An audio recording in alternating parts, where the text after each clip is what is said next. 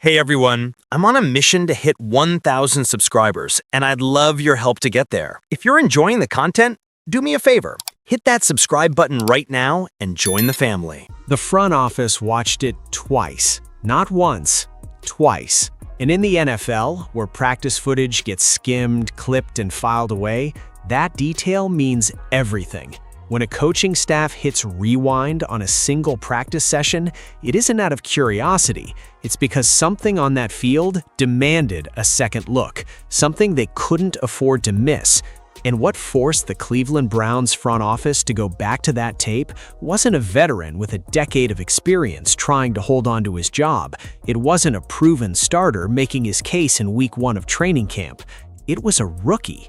A rookie who walked onto that practice field during OTAs and threw 3 touchdown passes without a single interception, took the majority of first-team reps, and left the entire organization, coaches, teammates, front office, with one question they couldn't stop thinking about.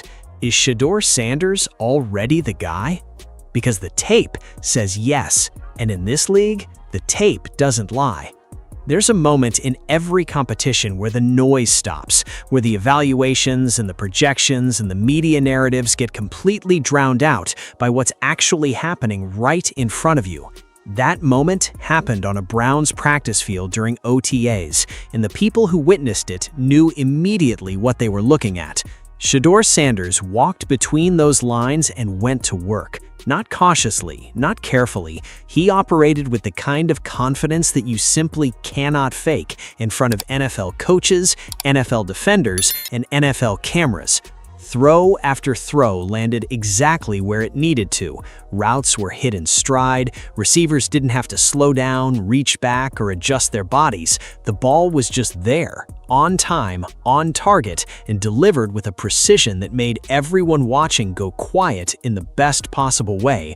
7 of 15, 3 touchdowns, 0 picks. Now, before anyone uses that completion percentage as a talking point, let's be very clear about what those numbers actually mean in the context of an OTA practice. These aren't layups. These aren't short, safe throws to wide-open receivers running unchallenged routes in empty space. The throws that matter, the ones that separate quarterbacks, are the ones made when the window is tight, when the timing has to be perfect, and when the margin for error is essentially 0. Shedeur hit those throws. 3 times he hit them for touchdowns, and not once did he make the kind of mistake that has haunted this franchise's quarterback room for years. 0 picks. In a competition where every single rep is being evaluated, that's not a small number. That's a statement.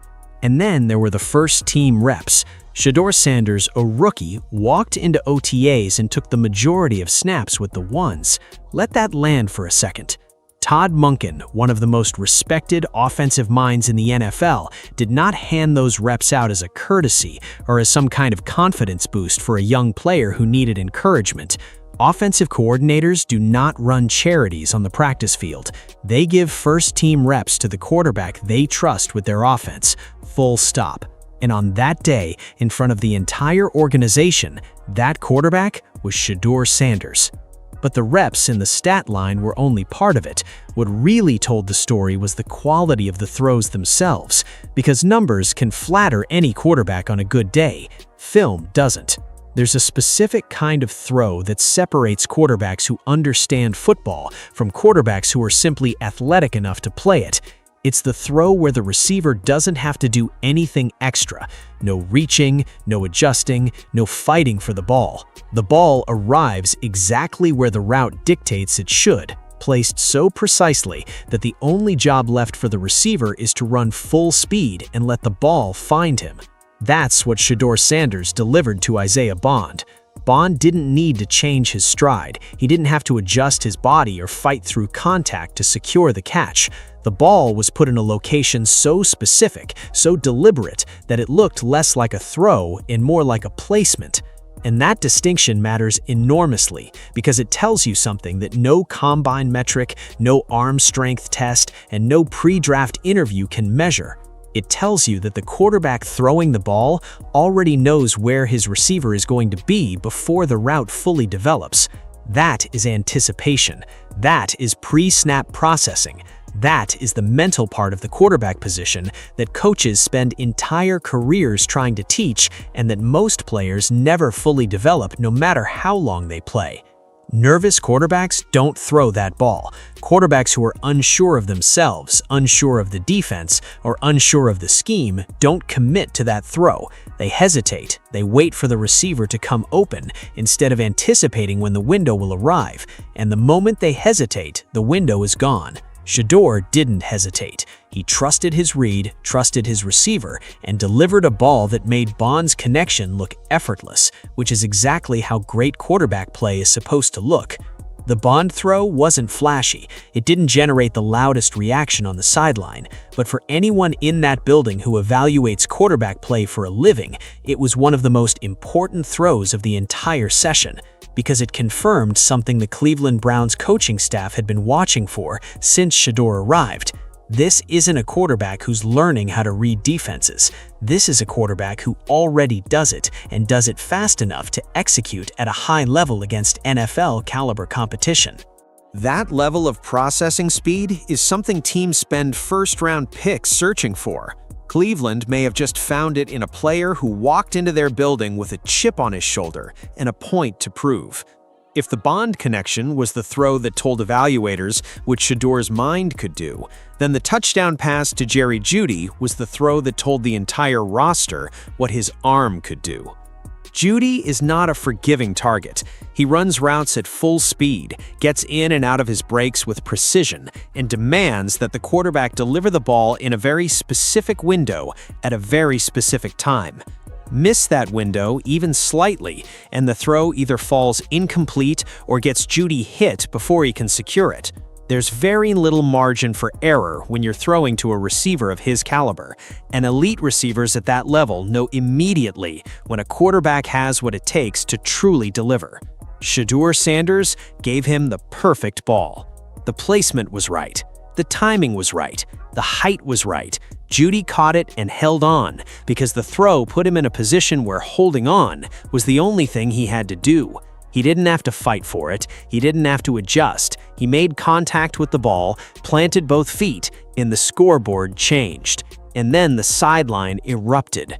Not with the kind of polite, professional acknowledgement you see when a play goes according to plan, but with genuine, unscripted enthusiasm from teammates who knew they'd just watched something real. Nobody was faking that reaction. Players don't manufacture that kind of energy on a practice field for a throw that doesn't deserve it. What those teammates witnessed in real time was a rookie quarterback delivering an NFL-level pass to one of the best receivers on their roster with the accuracy and timing of someone who had been running that offense for years. That's not something you just cheer about because it's polite. You cheer about it because you understand what you're watching and you can't help yourself. Todd Monken couldn't help himself either. His response on the sideline wasn't complicated. He watched Jeudy haul in the catch, and his evaluation was immediate and direct. Good hands, good catch, the kind of brief but genuine affirmation that coaches reserve for plays that actually impress them. Monken has been in this league long enough to have seen every kind of quarterback. He's worked with talented players, average players, and franchise-defining players. He knows the difference, and when he calls out a throw for what it is, sincerely, in front of cameras, in front of his roster, it's because that throw met the standard he holds in his head for what a starting quarterback in his offense is supposed to look like. Shedeur Sanders met that standard on the first day of meaningful OTA reps. That's not supposed to happen this fast. Rookies are expected to struggle with NFL complexity, to need time to process, to make mistakes that veterans would avoid. The fact that Shedeur is already operating at a level that draws genuine praise from one of the NFL's top offensive minds this early in the process says something about this player that no highlight package or scouting report could fully capture. The Jeudy touchdown wasn't just a play, it was a proving ground, and Shedeur passed it in front of everyone. Here's what's easy to overlook when the headlines focus on the Jeudy connection and the stat line from that OTA session.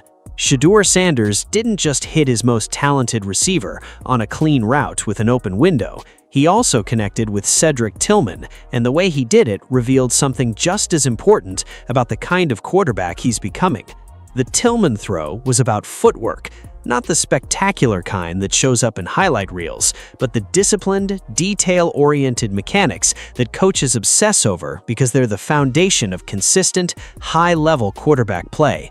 Shedeur's feet were in exactly the right position when he released the ball. His base was set, his weight transfer was clean, and because of that, the ball came out with the timing and accuracy that Tillman needed to make the catch without hesitation. Good feet, good footwork, good ball. That was the reaction from the sideline. And that three-part assessment is not as simple as it sounds. It's a diagnosis. A coach who evaluates quarterbacks for a living is telling you that what he just witnessed wasn't luck and it wasn't athleticism alone. It was technique, repeatable, coachable, disciplined technique that shows up not because the play happened to work out, but because the quarterback's mechanics gave it every possible chance to succeed. That matters enormously in the NFL, because the margin between a completed pass and an incompletion, or worse, an interception, often comes down to a single step. A quarterback whose feet are wrong at the moment of release will consistently miss throws that should be completions, not because his arm is weak or his read is off, but because his foundation betrayed him.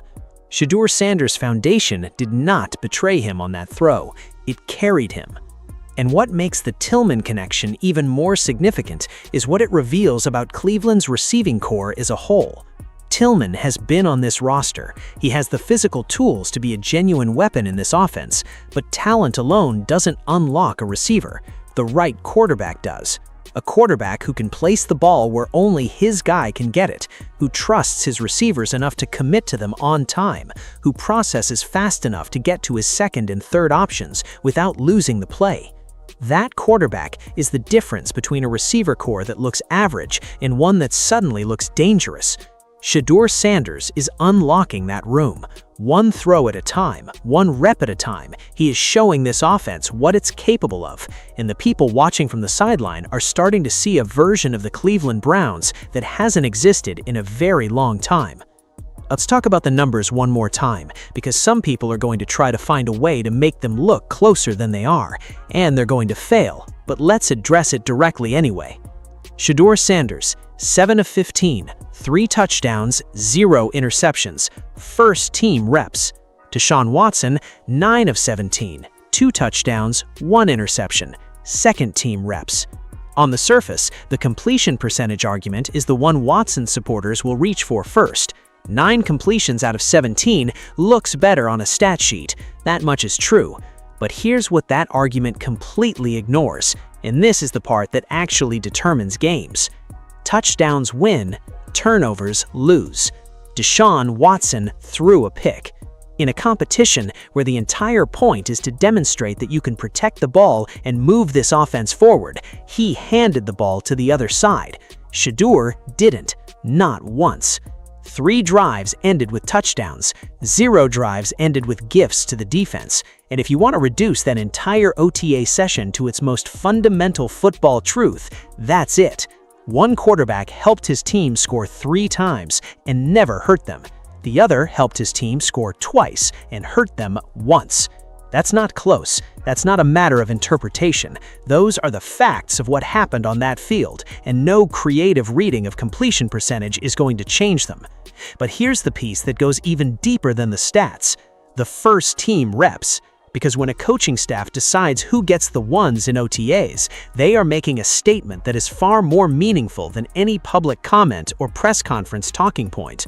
They are telling you in practice, without any media spin or careful phrasing, exactly where their confidence lies. Todd Monken does not give first-team reps to a player he's unsure about. He doesn't use that resource to develop a young player's confidence or to give a rookie a feel for the offense at the expense of the starter's preparation time. He gives those reps to the quarterback he is building his offense around. On that day, he gave them to Shedeur Sanders.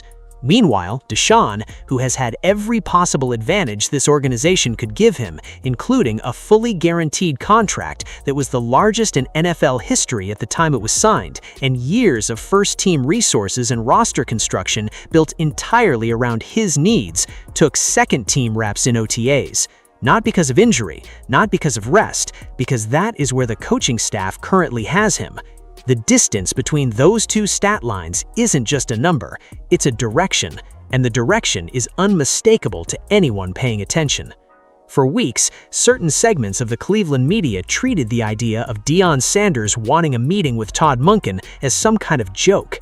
The narrative they constructed was transparent and small. A father who couldn't let go, a coach prime who had overstepped, a man embarrassing himself by reaching out to his son's offensive coordinator as if that would somehow tip the scales.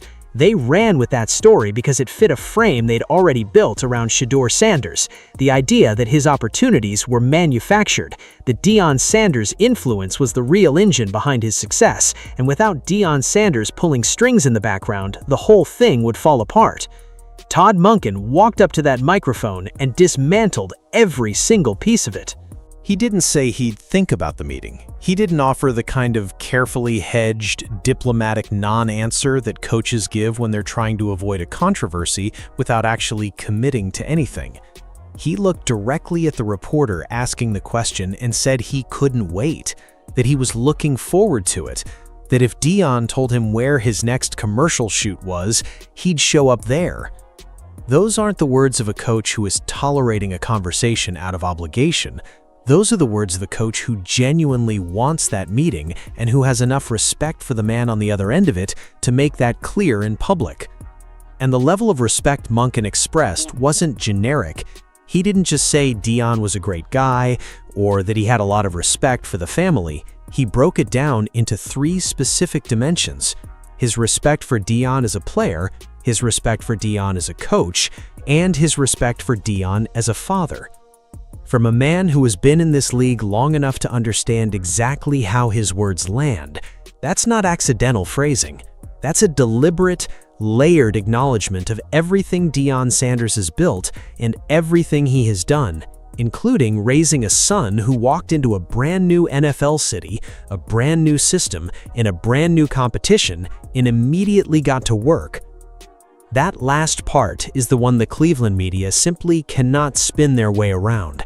Because Monken didn't stop at praising the meeting or expressing respect for Deion's career, he specifically told those reporters what Shedeur Sanders has looked like since arriving in Cleveland. He said that since Shedeur got there, all he has done is work. All he has done is compete. That he was in the building early in the offseason, before the mandatory stuff, before anyone required him to be there, putting in the time that most people never see because it happens before the cameras arrive and the reporters show up. He even mentioned that Shedeur came in and brought him a gift, a small thing on the surface, but the kind of detail that tells you everything about a person's character and their approach to a new situation. Shedeur Sanders didn't arrive in Cleveland leaning on his last name and waiting for the organization to accommodate him.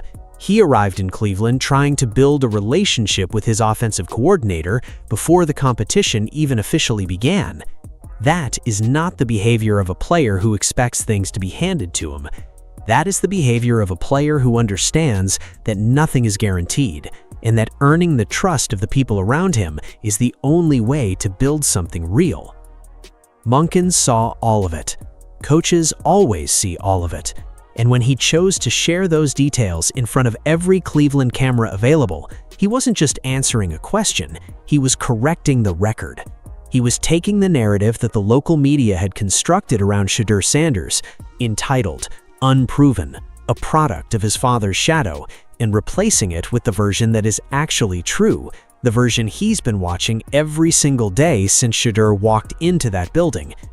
The reporters who spent weeks mocking the idea of Deion Sanders reaching out to Todd Monken are now sitting very quietly, and they should be, because the coach they were attempting to use as a prop in their story about Shedeur's limitations just told the entire city of Cleveland that this young quarterback is everything his father raised him to be.